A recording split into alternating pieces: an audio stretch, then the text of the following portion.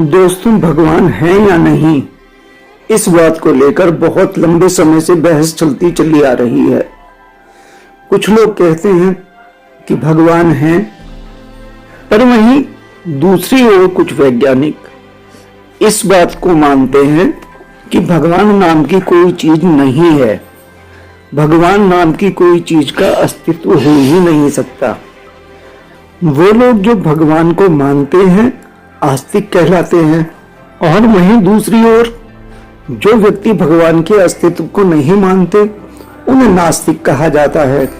English में आस्तिक को theist कहते हैं, THEIST, थीस्ट, जबकि इंग्लिश में नास्तिक को अथीस्ट कहते हैं, ATHEIST,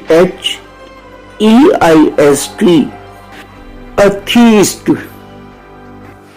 तो इस प्रसंग में बहुत लंबे समय से चर्चा होती रही है कि ईश्वर आखिर है अथवा नहीं। विज्ञान कहता है कि जिस चीज का प्रमाण नहीं उसे सत्य मानना संभव नहीं। भगवान का क्योंकि हमने कोई प्रमाण नहीं देखा, इसलिए भगवान का होना भी संभव नहीं है। परंतु धर्मशास्त्र और दर्शन शास्त्र के अनुरूप ईश्वर विश्वास का विषय है, ना कि अनुभूति का। ईश्वर को इंद्रियों के माध्यम से नहीं जाना जा सकता। इस बात का उल्लेख तो स्वयं शास्त्रों और वेदों में किया गया है। बात केवल विश्वास की है।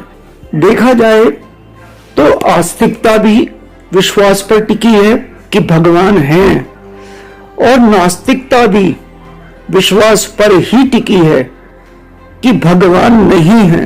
हालांकि विज्ञान भी इस बात को सिद्ध नहीं कर सका है कि ईश्वर का अस्तित्व नहीं होता। विज्ञान इस चीज को सिद्ध नहीं कर सका है कि भगवान का कोई अस्तित्व नहीं है।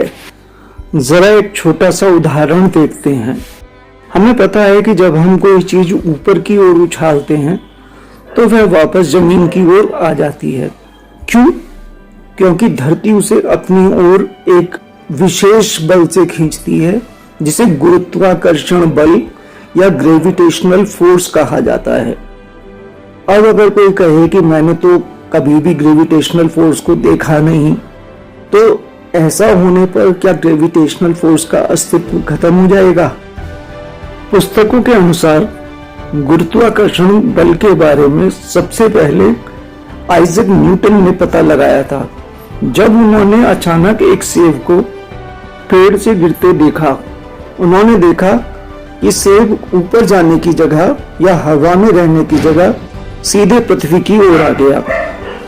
इसका मतलब धरती में कोई ना कोई आकर्षण शक्ति अवश्य है। न्यूटन ने यह मान लिया। तो क्या न्यूटन ने उस दिन गुरुत्वाकर्षण शक्ति को जन्म दिया, या उसी दिन गुरुत्वाकर्षण शक्ति पैदा हुई थी? बस ये था कि साइंस ने उसको उस दिन पहचाना और नाम दिया और मान्यता दी। तो सिर्फ मान्यता देने का काम न्यूटन ने किया। यह शक्ति पहले भी थी, उस दिन भी थी और आज भी है। ये एक शाश्वत सत्य है, यानी यूनिवर्सल ट्रुथ। अब इसको कोई झुठलाना चाहे, मानना चाहे, यह उसकी अपनी इच्छा पर निर्भर करता है। ऐसे ही ईश्वर का अस्तित्व पहले भी था, आज भी है, आगे भी रहेगा।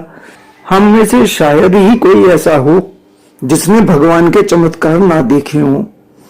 कितनी ही बार किसी विकट परिस्थिति में पड़ने के बाद जब हम उस सुपर पावर, जिसे हम ईश्वर के नाम से संबोधित करते हैं, याद करने पर अचानक ही सहायक के रूप में कोई प्रकट हो जाता है, तो जिन्होंने ये अनुभव किया है उनके लिए तो ईश्वर है, और जिन्होंने इसका अनुभव नहीं किया या अनुभव के बाद भी मानने के लिए तैयार नहीं है, तो यह उनका अपना व्यक्तिगत मत हो सकता है। स्टीफन हॉकिंग्स जैसे वैज्ञानिक, जिन्होंने ये घोषणा की कि भगवान नहीं होते, उन्होंने भी जिस कण की रचना की, आविष्कार किया, जिसे उन्होंने प्रकृति का जनक कहा, उसको उन्होंने गॉड पार्टिकल का नाम दिया।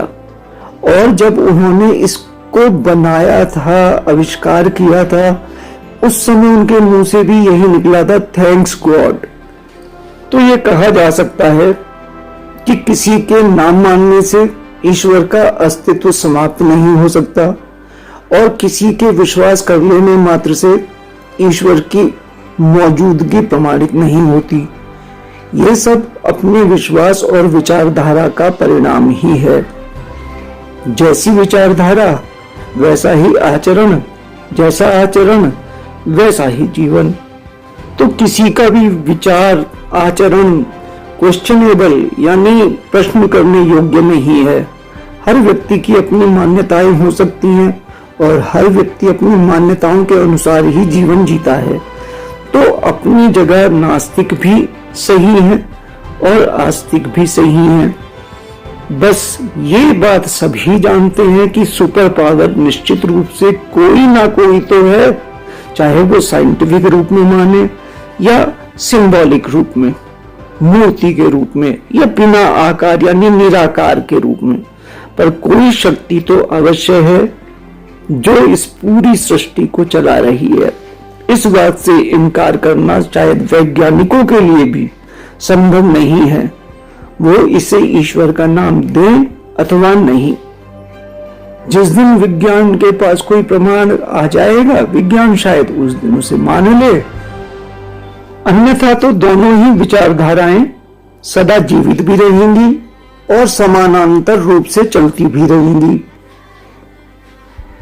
यहां पुनः एक बार विज्ञान को अवश्य सोचना चाहिए कि विज्ञान आज इलेक्ट्रॉन, प्रोटॉन, न्यूट्रॉन, क्वांटम इन सब को जानता है, पर जिस दिन जाना उस दिन से पुकारा कि ये इलेक्ट्रॉन है, यह न्यूट्रॉन है, यह प्रोटॉन है, पर क्या वो पहले से नहीं थे? अगर आप उसको नहीं ढूंढ पाए तो इसका अर्थ ये तो बिल्कुल भी नहीं कि वो चीजें अस्तित्व में थी ही नहीं। तो सीधा ये कह देना कि क्योंकि विज्ञान से इसको साबित नहीं किया जा सकता तो उस चीज का अस्तित्व हो ही नहीं सकता, यह कहना शायद उचित नहीं होगा। अगर हम चाहें तो साफ साफ कह सकते हैं कि नहीं, कोई भगवान नहीं है, हमारे को जन्म देने के लिए किसी भगवान का कोई हाथ नहीं था, जो जीवन हमारा चल रहा है उसमें भगवान का कोई रोल नहीं है। ये तो सीधी सी साइंस है, साइंस के अनुसार ही मानव जीवन चल रहा है, प्रकृति चल रही है। ठीक है, सब कुछ ठीक है, बस जरा एक बार ये सोचें कि रात को जब हम सो जाते हैं तो सुबह तक कौन हमारी सांसों को चला कर रखता है। इसलिए यहां निष्कर्ष रूप में यह कहा जा सकता है कि दोनों ही पक्ष अपनी अपनी जगह सही हैं। जैसे अगर एक कमरे में एक गिलास आधा भरा हुआ हो तो एक पक्ष हो सकता है ये कहे कि गिलास आधा खाली है और दूसरा पक्ष कहे कि ये गिलास आधा भरा हुआ है। यहां दोनों ही पक्ष सही हैं, तो विवाद कैसा? जिस चीज का अस्तित्व है तो है, नहीं है तो नहीं है। जैसी आपकी मान्यता, जैसी आपका दृष्टिकोण, हर व्यक्ति अपने अनुसार अपनी आस्तिकता और नास्तिकता का चयन करे और दूसरे का विरोध ना करे, तो सभी मत बहुत सुख के साथ एक दूसरे की मान्यताओं का सम्मान करते हुए अपने अपने तरीके से अपनी मंजिलों को पा सकते हैं।